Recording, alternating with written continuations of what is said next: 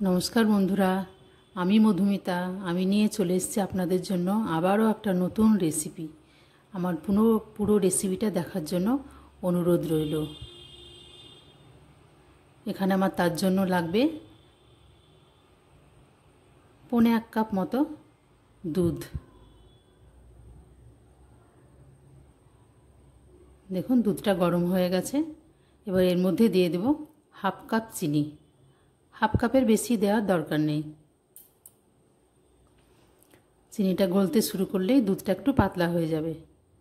এটাকে একটু জোর আছে ফুটতে দেব। দেখুন দুধটা ফুটে গেছে। এবার আমি এর মধ্যে দিয়ে দেব 1 কাপ কুড়ানো নারকেল। আপনারা যদি এটার পরিমাণটা বেশি বাড়াতে চান তাহলে নারকেলের পরিমাণটা বাড়িয়ে নেবেন।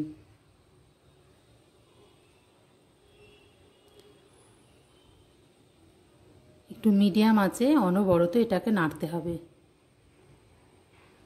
থামা যাবে না, নইলে তলাটা পুড়ে যাবে, এর রঙটা নষ্ট হয়ে যাবে। এটাকে লাল করা চলবে না।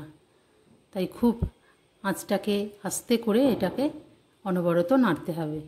দেখুন এটা একদম জলটা সম্পূর্ণ শুকিয়ে গেছে, দুধটাও শুকিয়ে গেছে। এবার এটাকে আমি একটা পাত্রের মধ্যে তুলে নেব।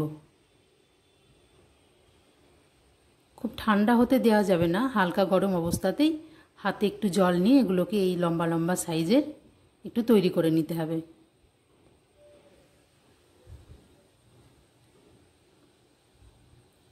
সবগুলো আমি এইভাবে তৈরি করে নেব।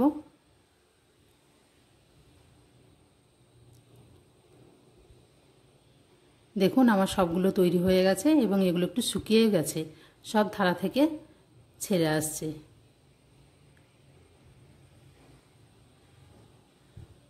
এখানে আমি নিয়ে নিয়েছি একটা পাত্রের মধ্যে গরম জল, তাতে দিয়ে দিয়েছি একটা চকলেট। একটা ছোট বাটির মধ্যে গরম জলের মধ্যে বসিয়ে চকলেটটা আমি গলিয়ে নেব।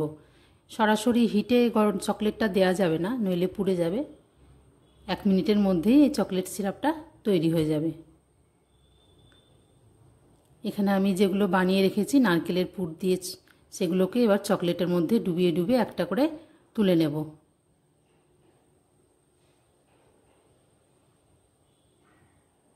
রেসিপিটা খুব সহজ। যদি আমার রান্নাটা ভালো লাগে আমার চ্যানেলটাকে অবশ্যই সাবস্ক্রাইব করবেন। নিচে যে লাইক বাটনটি আছে অবশ্যই লাইক করবেন এবং বেল বাটনটি প্রেস করে আমার পাশে থাকবেন।